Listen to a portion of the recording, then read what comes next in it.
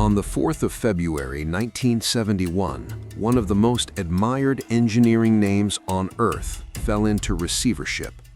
Not a minor contractor, not a fading provincial firm, Rolls-Royce, the company that had spent decades teaching the world to associate British industry with silence, precision, power, and prestige, suddenly had to be rescued by the state to keep its essential engine operations alive.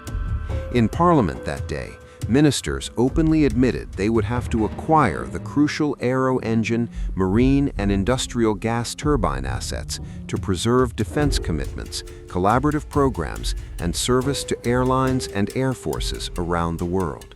That is how serious it was. Britain's industrial crown jewel had run out of road. That contrast is what still makes the story feel almost unreal. Rolls-Royce was not supposed to collapse. It was the name people used when they wanted to describe the best version of anything. It was the standard by which standards were measured. Yet behind the polished language of prestige and the ceremonial mythology of British greatness, the company had become trapped inside a project so ambitious, so expensive, and so badly misjudged that it threatened not only Rolls-Royce itself, but Lockheed in the United States, suppliers across Britain, and the credibility of the British state that had helped underwrite it. And at the center of that implosion was a machine most people had never heard of, the RB2W1. A jet engine conceived as a triumph of British engineering modernity, sold as the future of commercial flight, and remembered for nearly destroying the company that built it. Parliament had already been warned in late 1970 that development costs had escalated from an estimated $65 million to $135 million, with fears they could climb even further. Even before the formal collapse, the warning lights were flashing in plain sight. That is what makes this more than a business failure. It was a public scandal in the deepest sense of the word. Not scandal in the trivial modern style of gossip and headlines, but scandal as rupture.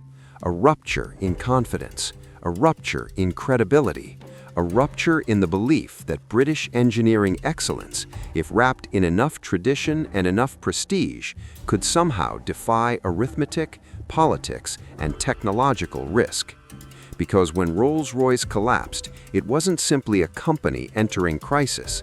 It was a nation catching sight of its own industrial fragility in the mirror. And once that happened, the old myth could never quite be restored. The engines would keep turning, the badge would survive, the name would recover, but something in Britain's industrial self-image broke in February 1971, and the sound of that fracture echoed far beyond Derby. This is the story of how one of Britain's greatest names rose, overreached, concealed the scale of its danger, and crashed into the limits of ambition. It is the story of a contract signed in hope, a technology pushed before it was ready, a board unable to stop, and a government forced to choose between humiliation and collapse. It is, in the fullest sense, the story of how Rolls-Royce fell. Why this mattered. To understand why the fall of Rolls-Royce shocked Britain so profoundly, you have to understand what the name meant long before the crisis. It was not merely a manufacturer, it was an emblem, an idea. Rolls-Royce represented the fantasy that Britain, even as its empire receded and its economy strained, still possessed a kind of inherited mastery in the making of complex, beautiful, world-class machines. The company itself still frames its history as more than a century at the forefront of innovation, and that is not empty corporate romance. Rolls-Royce had powered some of the defining moments of British aviation history. In the company's own official telling, the Merlin engine transformed Rolls-Royce into a relatively small company, into a major contender in aero propulsion, powering the Spitfire and Hurricane, both of them central to the Battle of Britain. Later came the Welland, the Avon, the Olympus, and the Pegasus, each of them helping to place Rolls-Royce at the center of British military and civil aerospace identity. And there was the deeper emotional layer. Rolls-Royce mattered because it touched both ends of British class imagination at once. At one end, it symbolized aristocratic luxury, diplomatic grandeur, and almost theatrical refinement. At the other, it symbolized apprenticeship, precision fitting, foundry heat, factory discipline, and generational working pride. Few British companies carried that breadth of meaning. That is why its collapse felt bigger than finance.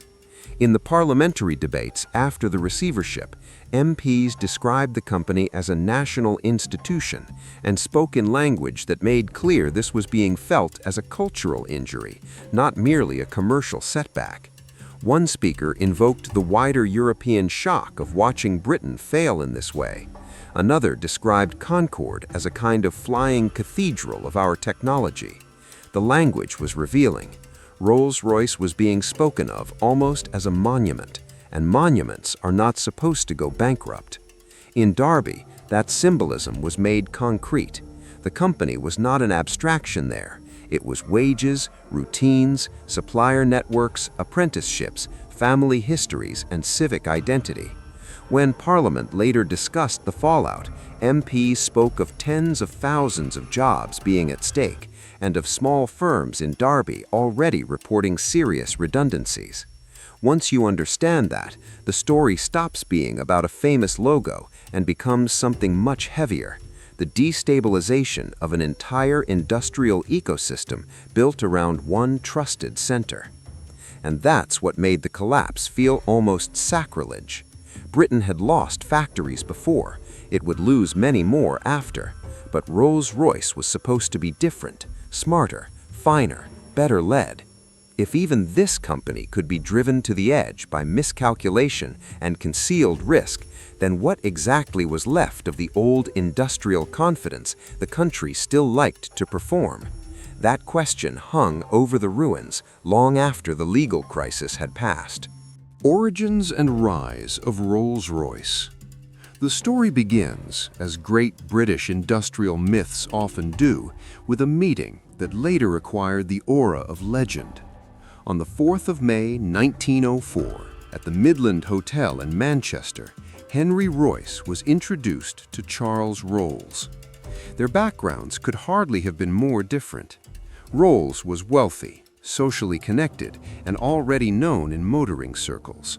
Royce had grown up with far less privilege and had worked from childhood, selling newspapers and delivering telegrams before rising through engineering by skill, study, and obsession. He was by temperament a perfectionist, forged by scarcity. Before that meeting, Royce had already built his first motor car after becoming dissatisfied with the faults in a second-hand French Decauville. He did not merely want to own a better machine, he wanted to make one. That instinct became the core philosophy later associated with Rolls-Royce: take the best that exists and make it better. It is one of those mottos that sounds polished in retrospect, but in Royce's case it came from something more severe than branding. It came from temperament. He had an instinctive intolerance for imperfection. Their venture was formally incorporated as Rolls-Royce Limited on the 15th of March, 1906. Charles Rolls brought energy, connections, and public profile. Claude Johnson, the brilliant commercial organizer around them, supplied the marketing intelligence that helped turn engineering quality into legend. And Henry Royce supplied the thing that mattered most: machines so well made they could support the myth. That early legend crystallized around the 4050 HP, better known as the Silver Ghost. Official Rolls-Royce history still describes it as the first model to be awarded the title "the best car in the world," a phrase the brand carries ever since. First sold in 1907, the Silver Ghost became famous not just for luxury, but for reliability, smoothness, and endurance. Almost 8,000 were built in the UK and US over an 18-year run, and many survive to this day as monuments to the brutal seriousness of Royce's engineering standards. It is easy now to treat that phrase, "the best car in the world," as a luxurious flourish, but in the Edwardian and interwar years, it did more than flatter customers. It created an expectation that Rolls-Royce was not simply premium, but definitive. The company's reputation was built on road trials, endurance, mechanical quietness, and a kind of near-religious devotion to precision. This was not a brand aspiring to be admired. It was a brand asserting that all serious comparison ended with it. Then war changed everything.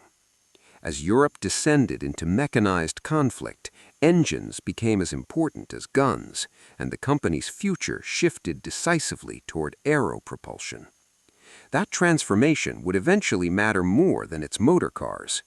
Rolls-Royce entered aviation during the First World War, and by the time of the Second, it had become central to Britain's ability to fight in the air. The Merlin, developed in the 1930s, became one of the most famous piston aero engines in history, powering the Spitfire and Hurricane and helping to define the company as something larger than a luxury mark. That leap from motor prestige to national defense importance cannot be overstated. Once a company powers iconic wartime aircraft, it acquires a status beyond commerce. It becomes woven into national memory. Rolls-Royce was no longer just making cars for the wealthy, it was producing the machinery of survival and victory. And in Britain, where industrial history and patriotic memory are so often intertwined, that kind of association becomes almost sacred. After 1945, the world moved from piston to jet, and Rolls-Royce moved with it. The Welland entered service in the Gloucester Meteor in 1944. Then came the Avon, powering aircraft such as the Canberra and Hunter. Then the Olympus, associated with the Avro Vulcan and later with Concorde. Then the Pegasus, which made the Harrier possible and helped Rolls-Royce retain its aura for technological daring. In official company history, that arc is presented as a century of pioneering, and however polished the language, the substance is real. Rolls-Royce repeatedly stood at the forefront of propulsion technology. By the mid-20th century, the name had acquired rare linguistic power. It had become metaphor. People used the Rolls-Royce of to describe whatever they regarded as the finest thing in any field. That kind of cultural penetration doesn't happen by accident. It only happens when quality, prestige, and myth reinforce each other over generations. And that was the danger as well. Because the stronger the myth becomes, the harder it is for people inside the institution to admit vulnerability. By the 1960s, Rolls-Royce existed in multiple forms at once. It was still associated with magnificent cars. It was deeply rooted in aerospace. It had defense significance, industrial reach, and international prestige. It looked like the kind of British firm that had not merely survived modernity, but mastered it. And that appearance of mastery is exactly what makes the crisis that followed so compelling. The higher the pedestal, the more catastrophic the fall. Peak power of Rolls-Royce. At its height, Rolls-Royce seemed to embody the future as confidently as it embodied tradition. Its name covered some of the most prestigious motor cars in the world, but its real strategic importance now lay in aerospace. Its technology sat behind fighters, bombers, transport aircraft, and prestige civil programs. The identity of the company was increasingly shaped not just by elegance, but by propulsion at the highest level. That prestige was not ornamental. It rested on decades of proven competence. The company's engines had helped power the RAF through crucial periods of the 20th century, and official Rolls-Royce history is explicit about the centrality of the Merlin, Avon, Olympus, and Pegasus in its story of leadership. When a company can point to the Battle of Britain, the Jet Age, the Vulcan, and the Harrier as chapters in its engineering legacy, it becomes easy for a nation to believe that its technical judgment must be fundamentally sound. But peak power is often the most deceptive moment in any industrial story. It creates the illusion that reputation itself is a form of capital which can be spent indefinitely. It convinces managers, ministers, and sometimes even engineers that because the company has solved impossible problems before, it will somehow solve the next impossible problem as well. And if warnings arise, they can be rationalized as temporary turbulence rather than systemic danger. That psychology matters here, because without that accumulated confidence, the RB201 gamble might have seemed obviously reckless much earlier. There was also the wider national mood. Britain in the 1960s still wanted to believe it could remain a major technological and industrial power, despite mounting economic strain and mounting competition, especially from the United States. Aerospace was one of the sectors where that ambition still felt plausible. A successful new civil aero engine program sold into the American market promised more than revenue. It promised vindication. It promised proof that a British company could still defeat the biggest American rivals on their own stage. That is what gave the RB211 project such symbolic charge before it ever generated a pound of profit. It was not merely another engine, it was a test of whether British engineering could leap into the wide-body jet age at the very highest level. Today, Rolls-Royce itself still describes Derby as the home of large engine development, continuing a history that began in the late 1960s with the RB211. That sentence is striking because it captures both the pride and the scar. The RB211 nearly destroyed the company, and yet it also became foundational to its later future. By this point, the company looked too important to fail. That phrase is overused now, but in this case it fits. Rolls-Royce mattered to national defense, civil exports, prestige engineering, and large swathes of British manufacturing. If it won, the victory would be national. If it lost, the loss would not remain in the boardroom. It would spread into government, diplomacy, local employment, and Britain's own self-story about what it was still capable of making. And yet, while the public still saw only excellence, the company had already begun stepping into one of the most dangerous traps in industrial history, betting the myth of permanence on an unready technology inside a contract with almost no room for failure. The first cracks in RB211. The late 1960s were the years when the global airliner industry changed shape.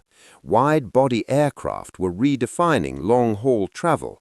Boeing had the 747. Other manufacturers were preparing rival designs.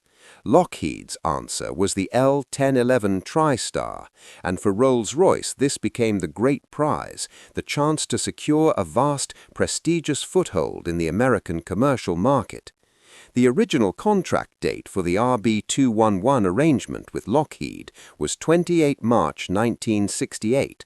Parliament later recorded the original contract price as $2,446,340 per ship set of 3 engines. This is where the scale of the gamble comes into focus. The contract was commercially huge, politically prestigious, and strategically seductive, but it also locked Rolls-Royce into commitments that would become progressively punishing as technical reality diverged from the optimism of the sales pitch. There were competitive pressures at work too. Parliament later acknowledged concern about the fixed-price nature of the contract, the use of unproven technology such as high-fill carbon fiber, and the intense pressure from American rivals like General Electric and Pratt & Whitney. In other words, Rolls-Royce was not merely developing a difficult new engine, it was doing so in a market shaped by national rivalry, compressed timetables, and the kind of bravado that often accompanies flagship industrial contests. The RB211 itself was technically daring. The ambition was to build a high-bypass turbofan sophisticated enough to compete at the top of commercial aviation. But the part that became notorious was right at the front, the fan blades. Rolls-Royce backed a composite material called high-fill, developed by the Royal Aircraft Establishment at Farnborough, because it promised weight savings and advanced performance. It was one of those ideas that made perfect sense in the language of future technology: lighter, smarter, better, more modern than the Americans. And that is usually where disaster begins, with a technology that is exciting enough to silence caution. Because high-fill did not just represent engineering innovation, it represented narrative advantage. If it worked, Rolls-Royce would not merely have an engine, it would have a story of British ingenuity, outflanking American scale. The problem was that materials science does not care about national prestige. The high-fill composite blades proved insufficiently resilient under bird strike conditions. The Royal Aeronautical Society later summarized the problem bluntly. The material was not resilient enough, the matrix failed after bird strike tests, and the structure had not been designed to cope with the non-standard forces involved. In simpler terms, the promised future disintegrated on impact. That failure mattered far beyond one component. Once high-fill failed, the supposed advantages of the design collapsed with it. Rolls-Royce was forced onto the path of heavier titanium blades, which meant altered weights, altered performance, altered assumptions, and spiraling cost. Parliament later recorded the original agreed engine weight per ship set as 34,333 pounds, while the engine for the April 1972 aircraft would be 38,500 pounds.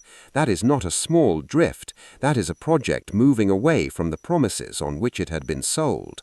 And now the trap tightened, because once a flagship project begins slipping, the easiest thing in the world is to tell yourself it can still be recovered if you just push a little harder, negotiate one more concession, secure one more loan, believe one more forecast.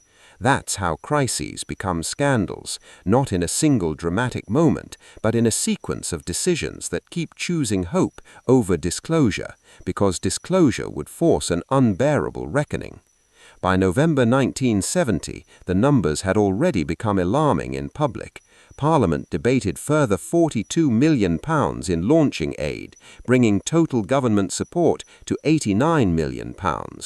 Development costs, once estimated at £65 million, were now being discussed at £135 million, with fears the wider programme could approach £200 million. MPs openly raised concern about serious shortcomings in the company's ability to get timely warning of cost increases. That phrase matters because it suggests not just bad luck, but a failure of managerial visibility and control. By then, the first cracks were no longer hairline fractures, they were structural. The question was no longer whether the RB211 was in trouble.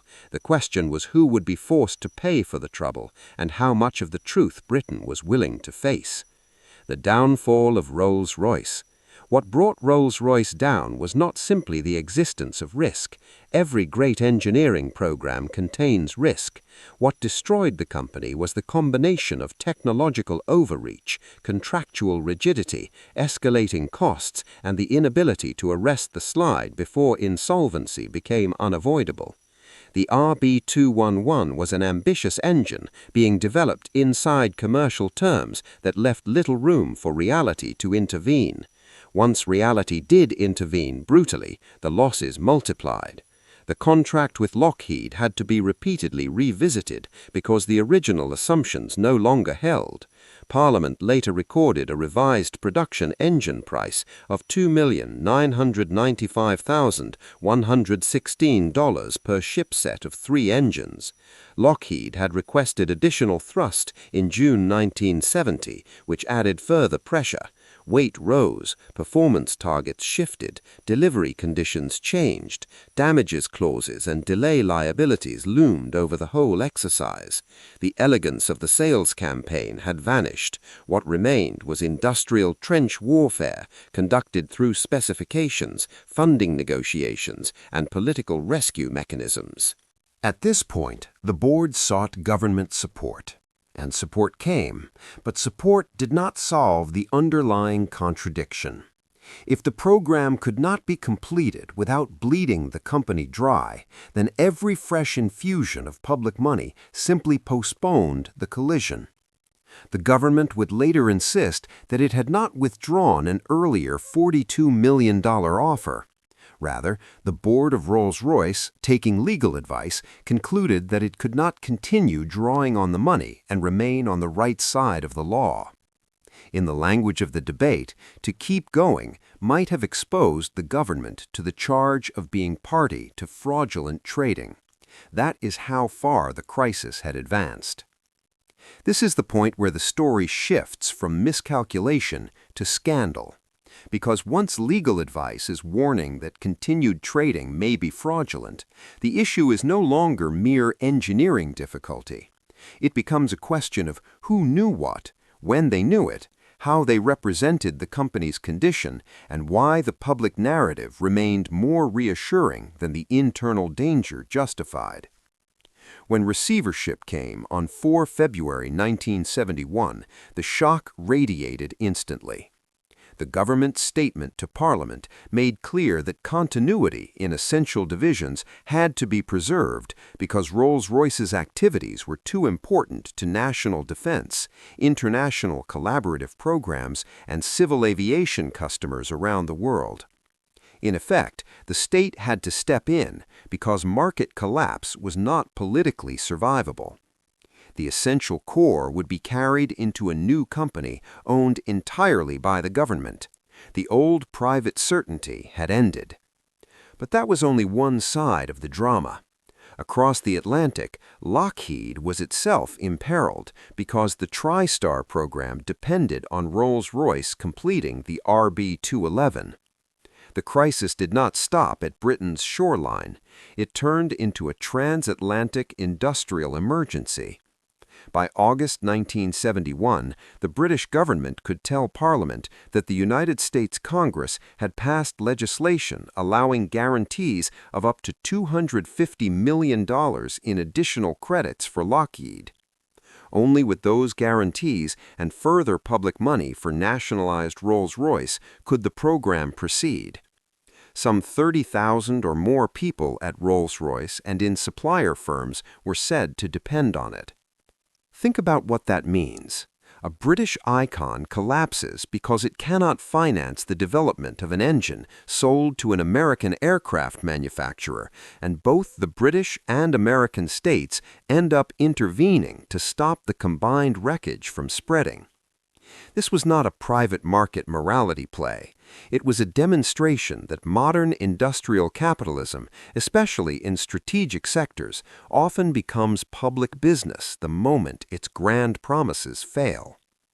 The political fallout in Britain was savage. Hansard captures a mood of accusation, ideological conflict, and national embarrassment. Opposition MPs described months of uncertainty as cliff-hanging. Critics accused the government of timidity. Supporters insisted the legal and financial realities had left no clean alternative.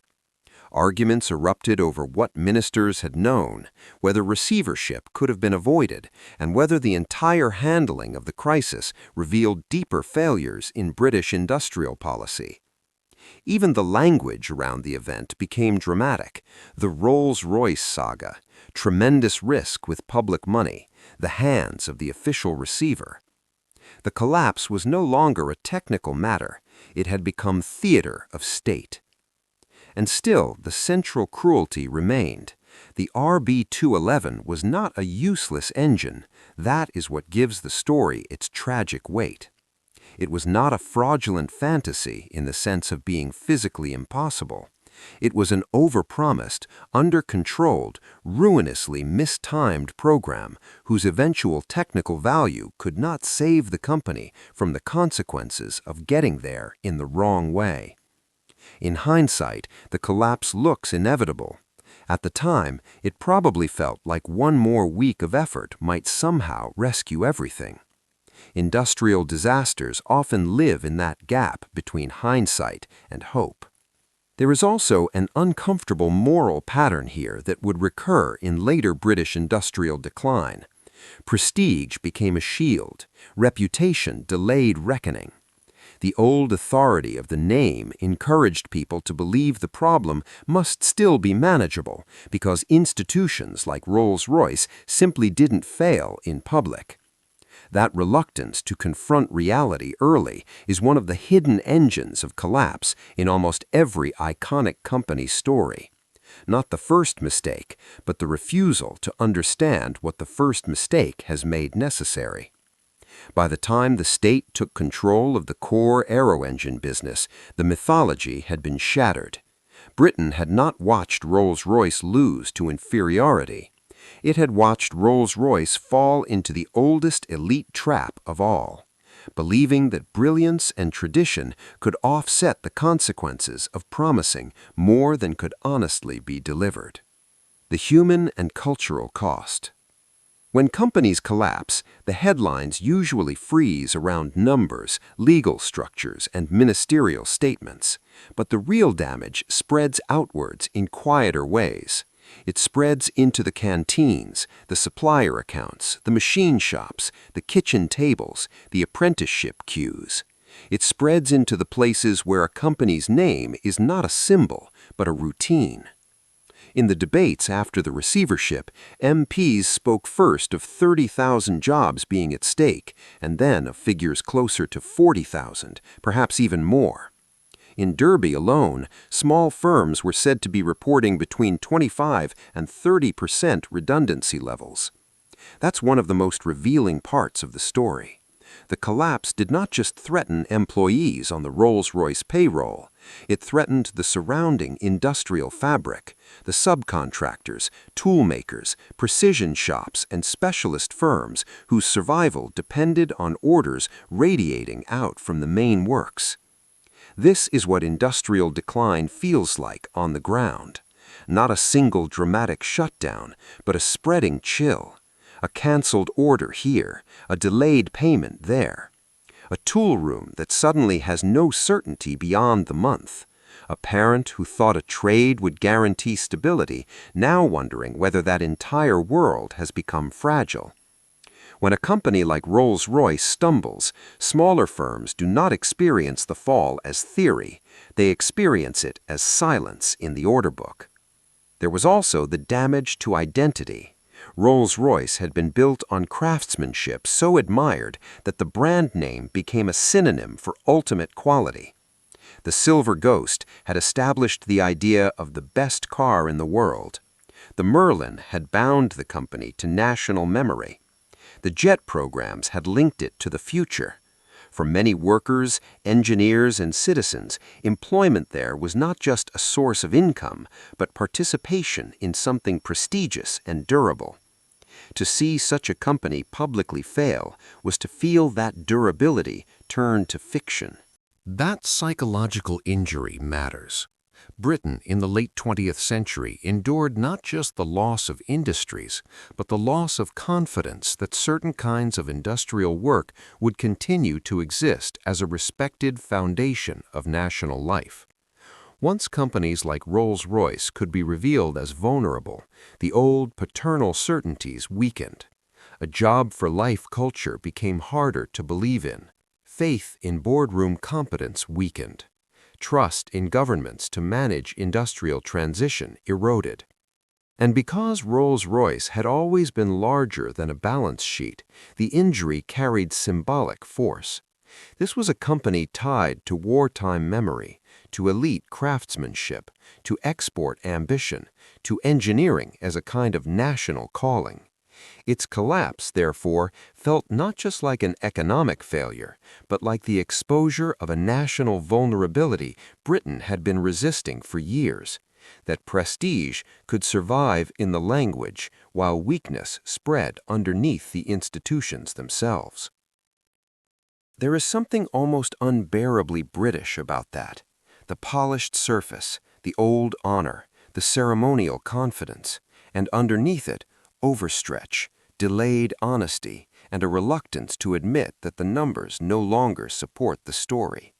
In that sense, the Rolls-Royce collapse was not only a corporate event, it was a cultural rehearsal for much of what came after in British industrial history. The interesting twist in the story is that the engine which helped break Rolls-Royce also helped rebuild it. The RB211 did not vanish with the receivership. Under the new state-owned structure, the program continued. The American guarantees for Lockheed came through. Further British public support was committed.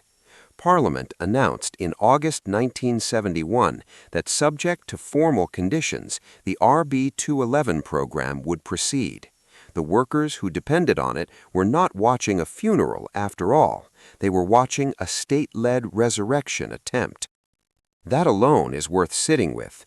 The company had collapsed. The mythology of self-sustaining excellence had been punctured, but the engineering core was judged too valuable to abandon. The state stepped in, not to preserve a mere logo, but to keep alive industrial capabilities deemed essential to national defense, international obligations, and future aerospace competitiveness. In other words, the country that had just seen one of its proudest private firms fail was forced to admit that some forms of industrial capacity are too strategic to be left to prestige and market optimism alone. The high-fill blades, whose failure had helped trigger catastrophe, were abandoned. The long-term path turned instead toward titanium, and later the broader RB211 family that would become commercially successful. Rolls-Royce today still marks the RB211 as the beginning of Derby's modern large engine development history. That is one of the strangest and most revealing facts in the entire saga. The engine which helped break Rolls-Royce also became the ancestor of later recovery and leadership. There is a larger truth in that contradiction. Sometimes industrial history does not separate success from failure cleanly. Sometimes a great technology survives the institution that first mishandles it.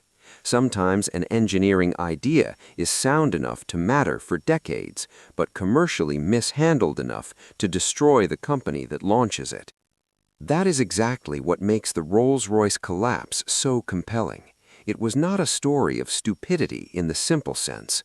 It was a story of brilliance disciplined too late. In time, Rolls-Royce returned to the market. The aero engine company survived, evolved, and became one of the world's major players in large civil engines. But the old unified myth did not return intact. The business that had once encompassed the cars and the aero engines was broken apart. The motorcar side took its own path under separate ownership in later decades, while the aerospace company remained the real inheritor of the strategic industrial legacy.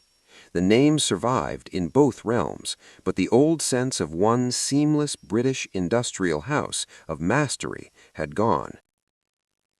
And then, many years later, came another scandal that demonstrated how fragile industrial virtue can be, even after recovery.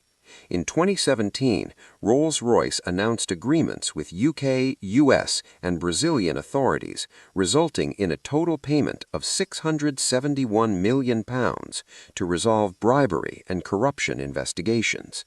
The company said it had entered a deferred prosecution agreement with the UK's Serious Fraud Office and related agreements abroad. It was a very different scandal than the RB211 crisis, but it echoed the same unsettling lesson: that a famous name, however revered, offers no immunity from deep institutional failure. That later episode matters here because it completes the emotional shape of the story. Rolls-Royce is not interesting because it fell once and never rose again. It's interesting because it keeps exposing the unstable relationship between excellence and reputation. The company really did build extraordinary things. It really did help define eras of aviation. It really was central to British engineering legend. And still, repeatedly, the institution behind the legend proved vulnerable to the most human weaknesses: pride, concealment, overreach, and the temptation to believe that greatness itself is a substitute for discipline. Today, Derby remains central to the company's identity, and Rolls-Royce speaks of its continuing commitment to the site and to the future of large engine development there. The public image is once again of technological leadership, test beds, innovation, and high-skilled engineering. In one sense, that means the story ends in survival. In another, it means the ghost of 1971 never fully leaves the building, because every claim of progress now rests, whether spoken or unspoken, against the memory of the moment when the company learned that prestige without control can be fatal. The temptation when telling this story is to make it tidy, to say the collapse of Rolls-Royce was just a lesson in fixed-price contracts, or a cautionary tale about experimental materials, or a parable of state intervention. All of that is true, and none of it is enough. The deeper reason this story endures is that it captures a national turning point in miniature. Rolls-Royce represented a version of Britain that believed engineering excellence could still carry the weight of history, status, and future prosperity at once. It had aristocratic glamour, wartime sanctity, export ambition, and workshop credibility. It was one of the few names capable of making the country feel both old and modern at the same time. That is why the collapse struck so deeply. It was not just a company revealing weakness.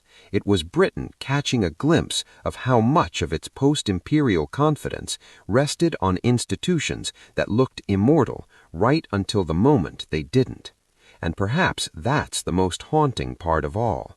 The failure was not caused by laziness, or by an absence of intelligence, or by an inability to imagine the future. In some ways, it was caused by the opposite, by brilliance pushed too far, by confidence accumulated over decades of real achievement, by a company so accustomed to operating near the frontier of engineering that it lost the habit of saying plainly and early, "This cannot be delivered on the terms promised." That is what makes the collapse feel modern even now, because modern institutions rarely die from simple incompetence alone. They die from overconfidence protected by reputation. They die from the delay between internal knowledge and public admission. They die because everyone involved hopes the next month, the next redesign, the next round of funding, the next negotiation will spare them the humiliation of telling the truth in time. In the end, Rolls-Royce survived. The engine survived. The badge survived. Even the legend in altered form survived. But the old innocence did not. After 1971, the name could still inspire admiration, but it could no longer stand untouched by the knowledge that even Britain's most revered engineering institution had once been brought to its knees by ambition, denial, and the unforgiving mathematics of reality. And maybe that is why this story lingers, because somewhere in the image of those great factory doors, the men inside waiting for news, the ministers improvising salvation, and the nation staring at a fallen icon, there is more than a tale of one company. There is an obituary for a certain kind of British certainty. Not the certainty that the country could still make remarkable things, it could and did, but the certainty that prestige alone could guarantee permanence. February 1971 ended that illusion, and once illusions die, they never quite come back in their original form. So when people say Rolls-Royce today and still mean the best of something, they are invoking more than luxury or excellence. They are invoking a name that has already passed through ruin and rescue, through glory and scandal, through myth and exposure. And perhaps that is the final irony. The company that once symbolized perfection became, in collapse, one of the clearest demonstrations that perfection was always the story Britain told itself about its finest machines, never the condition in which those machines were actually made.